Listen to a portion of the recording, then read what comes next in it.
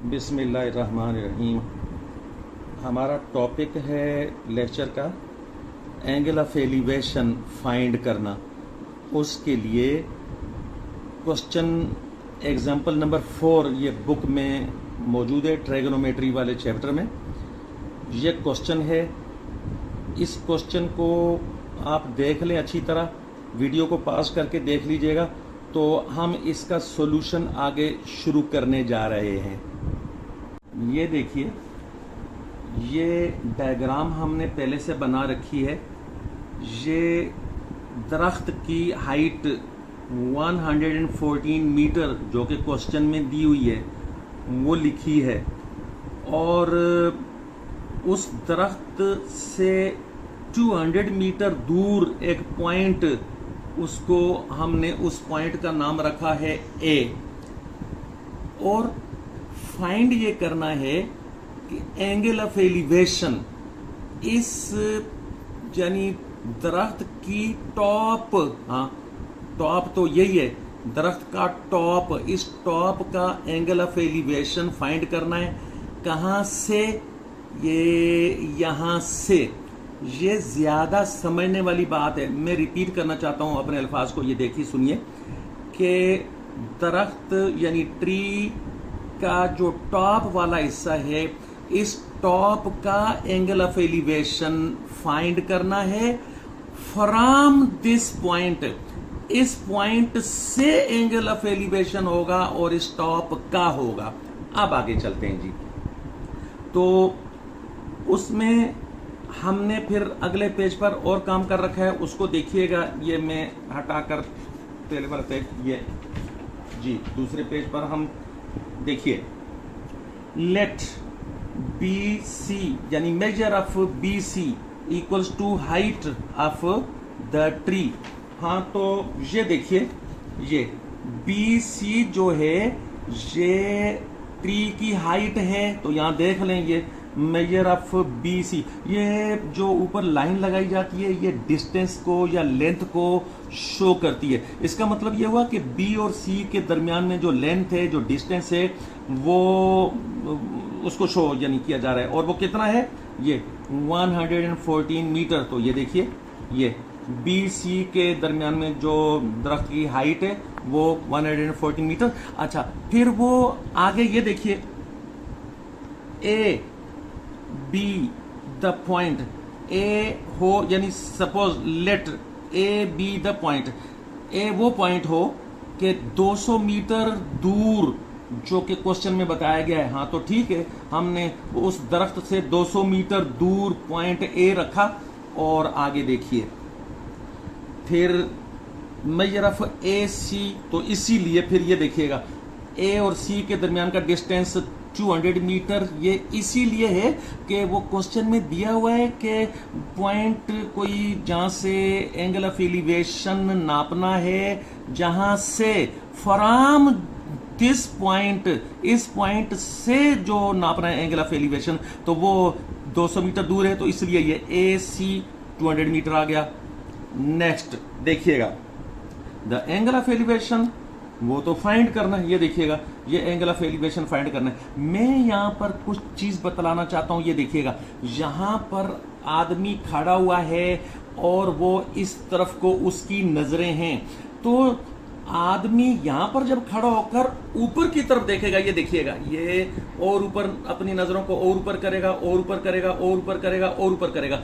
आदमी की नजरें जब इधर जाएंगी तो हम कहेंगे कि यहां से एंगल ऑफ एलिवेशन इस जगह का, ये फिर से सुनिएगा, आदमी की नजरें जब सामने देखने के बजाय ये ऊपर की तरफ देखेंगी, आदमी की नजरें यहां से यूं, तो फ्रॉम दिस पॉइंट, इस पॉइंट से angle of elevation of this point, इस पॉइंट का यानी टॉप ऑफ द ट्री का एंगल ऑफ एलिवेशन, वो तो फाइंड करना है। तो ठीक है, ये एंगल ऑफ एलिवेशन ये फाइंड करना है, तो इसलिए क्वेश्चन मार्क लगा दिया।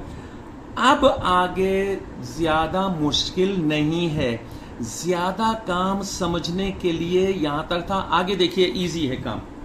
ये देखिएगा, using the equation tangent theta equals to this upon this.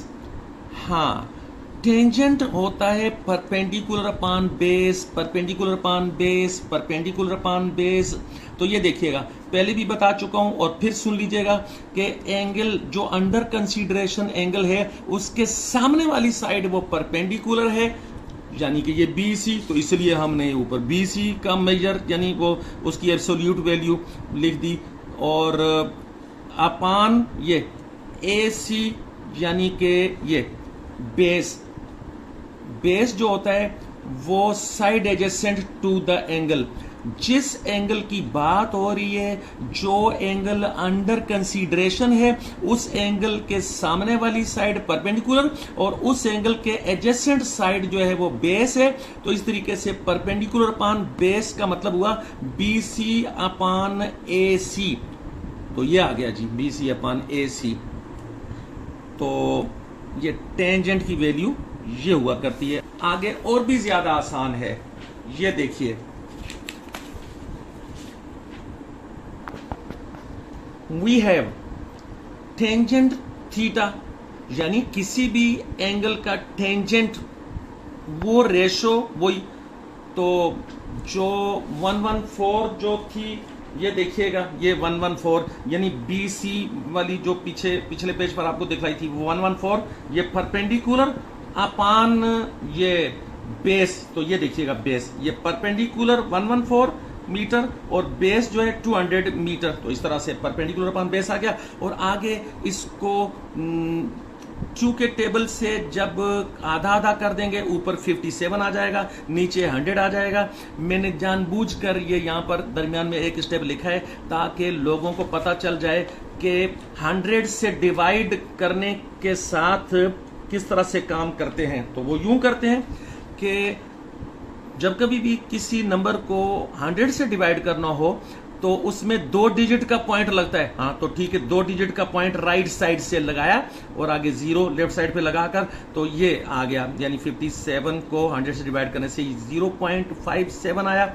और फिर ये इसको डायरेक्ट ही आप ज़हन में रख लीजिएगा कि 1/√3 ये हुआ करता है, यानी 0.57 को डायरेक्ट याद रखना है 1/√3। और ये टेंजेंट थीटा इस तरफ, वो जो 1/√3 पिछली किसी वीडियो में बतलाया टेंजेंट की वैल्यू जब हो, तो वो असल में टेंजेंट 30 डिग्री, वो 30 डिग्री की ट्रिग्नोमेट्रिक रेशोज फाइंड करने वाली जो वीडियो है उसको देख लीजिएगा कि टेंजेंट 30 डिग्री का होता है, ये उस वीडियो से देख लीजिएगा। ये लिखने के बाद फिर ये तो बात बड़ी आसान हो गई कि जितनी डिग्री का टेंजेंट ये 1/√3 होता है, तो बस वही एंगल तो असल में वो एंगल ऑफ एलिवेशन है। तो एक मरतबा इस आखिरी स्टेप को देख लें, उसके बाद हम अपना काम खत्म करते हैं। ये देखिएगा, as tangent 30 degree equals to 1/√3। तो जैसा कि हम जानते हैं कि 1/√3 के लिए टेंजेंट 30 डिग्री का हुआ करता है, ये चीज याद रखने के लायक है। तो इसलिए 1/√3 की वजह से इस टेंजेंट थीटा की वैल्यू 30 डिग्री बन रही है। तो इसीलिए ये theta is equal to 30 degree. तो यही तो मालूम करना था, एंगल ऑफ एलिवेशन। तो ये सो हमने मालूम कर लिया। तो इस तरह से ये लेक्चर खत्म हो गया।